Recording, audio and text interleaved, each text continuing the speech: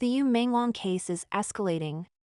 This is not just an actor's fall from a building, but a storm tugging at red power, state capital money flows, and the entertainment industry's darkest underbelly.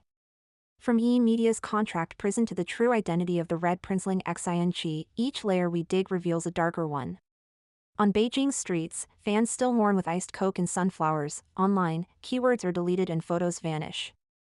Who fears the truth? Who manipulates fate? Don't miss the next drop, subscribe and enable the bell. The Yu Menglong case keeps escalating. It's not an end but a beginning. The more we dig, the more frightening the truth appears. The latest revelations show that this accident has exposed a vast network of red princelings, state-owned capital, and entertainment industry darkness. The name blocked across the entire internet, Xin, is surfacing. He is not just a simple investor but the operator of the whole system. At Beijing's Chaoyang Sunshine Upper East compound, there was a dinner for 17, at the end only 16 walked out. Surveillance was deleted, photos wiped, and Xin's name appears on the guest list. Stranger still, Yu Menglong allegedly held a USB drive filled with damning secrets. This case has morphed from an actor's fall into a comprehensive storm linking politics, business, capital, and even state enterprises. From E! Media's contract prison to the money laundering empire allegedly behind Xin, each layer reveals deeper darkness. Outside the scene, memorials are spreading across Beijing. Someone brings iced Coke at midnight, someone lays down sunflowers, someone whispers, "He said we should live facing the sun." Police watch, security shoo people away, yet those few flowers shine brighter than the truth. The case is escalating, the truth being buried, every deleted message proves someone is afraid. Today we aim to uncover E! Media's black box, Xin's true identity, and what exactly is inside that terrifying USB drive. The roll call of untimely deaths. The mysterious death of young Chinese actor Yu Menglong continues to ferment online, with an intensifying trend.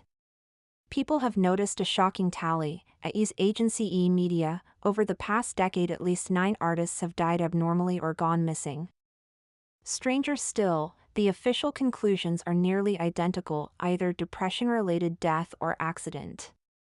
Netizens' list of E! Media's abnormal deaths or disappearances includes Tan Beishi, died in a car accident, 2006, Shang Yuba, fell from a building, 2011, Biansu, fell from a building, 2015, Ben Shi, fell from a building, 2016, Xiao Renliang, suicide, 2016, Ren Jiao, fell from a building, 2017, Lu Jiarong, disappeared, 2019, and Kai Chong, suicide, 2020.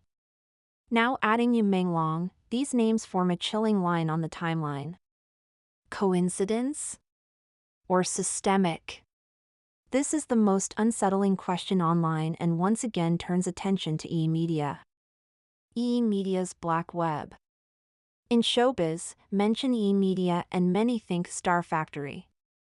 Since the Supergirl/Superboy era, it has been synonymous with traffic. But some point out its defining feature is not just star-making, it's hardwired official backing.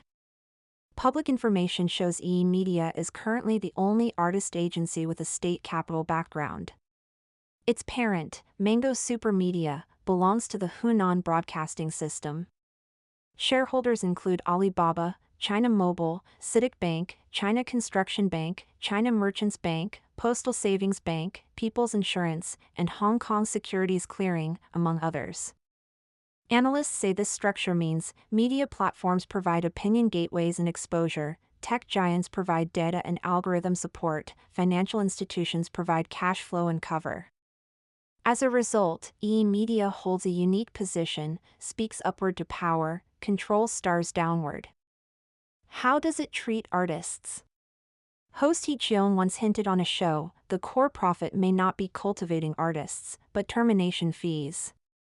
The logic: sign a huge batch of rookies from talent shows, then pick a few to groom, most of the rest are shelved and cut off from resources.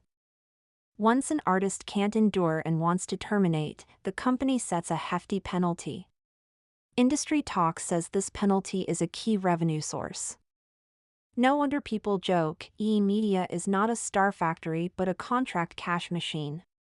For artists like you without strong backing, it's a deadlock. Want to leave? Can't afford it. Want to fight?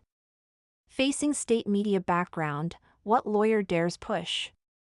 The artist is trapped in the contract, becoming a consumable, even a sacrificial pawn. Wu Gang's phone. Netizens allege this number appears across registration records from multiple companies under various Superboy/Supergirl artists. Business Lookup shows this number is tied to over 100 entities, even Yu's own Shanghai Chiming Film and TV Culture Studio used it. Diggers say an Alipay lookup shows the name *Gang, paired with corporate data. Many speculate this is Wu Gang, born 1973, from Jiangxi. Public data show he's linked to many enterprises in film/TV, tech, and culture, serving as legal rep, GM, or finance lead. One firm stands out, Shanghai Honghua Network Technology Company, Limited, registered capital only 1 million renminbi, listed with 0 employees, yet its filings report nearly 4.5 billion renminbi in revenue over 5 years. Such 0 staff, huge turnover is a textbook profile of a shell moving funds. A princeling industrial chain? If Wu Gang is the front operator, where does the power behind him come from? Online leaks point to the CCP's top political power. Rumors say Politburo Standing Committee member Kai Chi has 2 illegitimate sons, Xian Qi, born Xian Xiaoxiong, and his older brother Xian Xiaolong. Xian Qi is alleged to be the core handler behind the scenes, controlling numerous artists and having them use Wu Gang's phone number to register a mass of companies, to process funds and other opaque business. Connecting the dots, a complex web emerges, a system protected by top political power, allegedly the Kai Chi family, operated by proxies Xian Qi and Wu Gang, leveraging state-backed e-media to string together company resources, artists, and capital flows into a nearly closed network. Within it, e-media's contract cage is fully exploited. Many artists are tightly bound, some are even forced to register hundreds of shell companies in their own names, centrally managed by Wu Gang and others. These shells appear legal but may serve to move and launder gray funds, from arms to narcotics. More worrying, if an artist, like Qiao Rinliang or Yu Menglong, refuses to go along or holds key evidence, e.g., the alleged USB, the system may trigger a clearance mechanism. Rumor says clearance goes beyond career suppression, possibly to threats against personal safety. Deaths are swiftly labeled accident or suicide, with official power crushing public opinion and erasing truth. In short, beyond isolated incidents, these clues link seemingly separate deaths into a vast black network across business, showbiz, and politics, a criminal tableau where under the joint operation of power, capital, and corporate systems, artists' freedom and lives become expendable. Xian Qi appears. Rumors about Xian Qi are growing and ever more mysterious. Leaks claim that as early as 2013, when Yu had just debuted at 25, Xian Qi had targeted him. Calling himself a super fan, he organized and controlled Yu's fan circle from the start, allegedly turning fan clubs into his tools. The core of the rumors around Yu's death centers on a critical USB. It's said to store years of evidence on the backstage group's crimes, not only money laundering but also highly sensitive arms trade information.